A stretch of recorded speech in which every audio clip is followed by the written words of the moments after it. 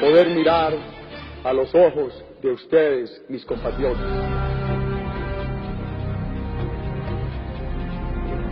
La primera meta lograda por el gobierno de Uribe fue sentar a los grupos paramilitares en un proceso de paz. En el año 2003 comenzaron las desmovilizaciones de sus estructuras y en total dejaron las armas 25.000 combatientes, incluidos los máximos jefes de las autodefensas, algunos de ellos sometidos a la ley de justicia y paz. Se les pueda dar la figura de la cesación de la acción penal. En mayo de 2008, Uribe sorprendió con la extradición de los 14 jefes máximos de las autodefensas, entre ellos Salvatore Mancuso, Hernán Giraldo, alias Macaco, Don Berna y Jorge 40. Hoy son procesados por cargos de narcotráfico en Estados Unidos. Habían reincidido en el delito.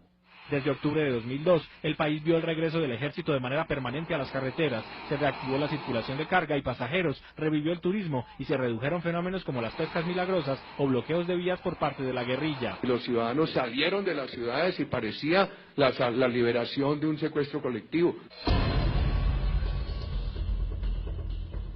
Cuando comenzó el gobierno, 158 municipios de Colombia estaban sin fuerza pública y sus alcaldes gobernaban desde las capitales. En pocos meses regresó la policía o llegó a donde nunca había estado y los 1.102 municipios quedaron con presencia de autoridad. Vamos ganando la seguridad, pero falta un largo recorrido para consolidarla. Uribe concentró los esfuerzos de su gobierno contra la guerrilla en debilitar el secretariado de las FARC y sus estructuras de apoyo internacional. En los últimos días de 2003, en Quito, fue detenido y deportado a Colombia alias Simón Trinidad, luego extraditado a Estados Unidos. Con perseverancia derrotaremos todo el terrorismo. En el año 2005 fue capturado en Caracas el llamado canciller de las FARC, Rodrigo Granda, en un episodio que generó la primera gran crisis diplomática con Chávez. Y cuando los capturan, salen a decir que los secuestraron y que les violan los derechos humanos. Las acciones contra el secretariado derivaron en el bombardeo al campamento de Raúl Reyes, abatido en una polémica operación militar en territorio ecuatoriano,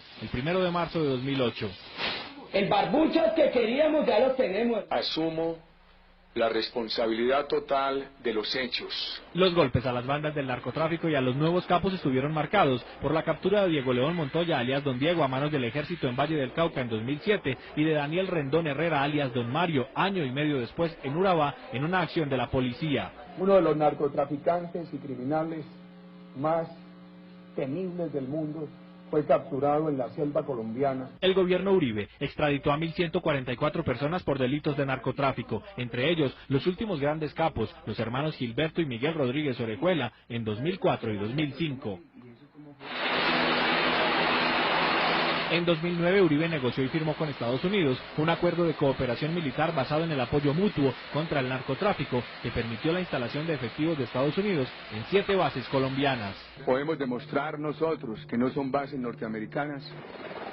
Los rescates de secuestrados fueron el logro más visible del gobierno Uribe en materia de seguridad, luego del intento fallido que les costó la vida al exministro Gilberto Echeverri, al gobernador Guillermo Gaviria y a otras 9 personas. Las fuerzas militares ajustaron su estrategia y consiguieron la histórica operación Jaque, que logró la infiltración del frente de las FARC, que tenía en su poder a 15 secuestrados, entre ellos Ingrid Betancourt y 3 ciudadanos norteamericanos. En una acción atrevida, un helicóptero militar pintado de civil, con efectivos que fungían como integrantes de organismos humanitarios y que portaban emblemas de la Cruz Roja Internacional, aterrizó en medio de los guerrilleros y se llevó de regreso a la libertad a los cautivos. Han escrito el nombre de Colombia en molde de oro.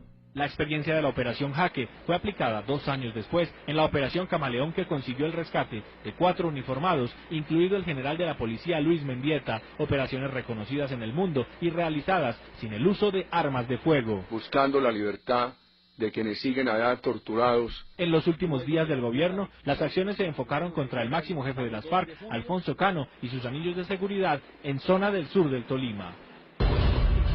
Cuando comenzó el gobierno, Colombia tenía 23 millones de personas con aseguramiento en salud entre régimen subsidiado y contributivo. En 2010 la cifra es de 43 millones, hecho presentado por Uribe como uno de sus principales logros en materia social, porque el país quedó cerca de la cobertura universal en salud, no obstante el fallido intento de emergencia social que buscó evitar un eventual colapso del sistema en los últimos meses de la administración. Queda el reto adicional de un traslado de usuarios del sistema subsidiado al contributivo. Tienen que atenderlo, la reforma no ha quitado ningún derecho, antes ha traído más derechos. Uribe heredó del gobierno Pastrana el programa Familias en Acción, que entrega subsidios en efectivo para educación y alimentación a familias con hijos en edad escolar. En 8 años el gobierno logró pasar de 320.000 a 2.600.000 familias beneficiarias. También crecieron las coberturas de familias guardabosques para la sustitución de cultivos ilícitos y la asistencia a niños y ancianos en bienestar familiar. Bienestar familiar atendía a 5.900.000 personas, hoy 13 millones.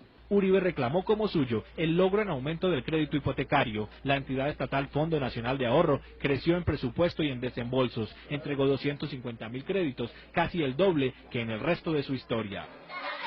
En educación, el gobierno Uribe festejó la llegada a cobertura total en básica y a 80% en secundaria, así como el aumento casi al doble de bachilleres egresados por año. Celebró que el SENA pasó de poco más de 1 millón de estudiantes por año a casi 8 millones en 2009. Uribe aseguró que la matrícula universitaria aumentó casi al doble por efecto de la expansión del ICETEX. Colombia registró las tasas más bajas de inflación en los últimos 8 años. En 2009 cerró en 2%. El gobierno comenzó con un IPC de 6.99% en 2002 y siempre mantuvo la cifra en un dígito. Una ruta de inflación baja que facilita tasas reducidas de interés y créditos de más largo plazo. En el año 2007, Colombia obtuvo el mayor crecimiento de su economía, con 7.62%. En el gobierno Uribe, el aumento siempre fue positivo y en crecimiento sostenido.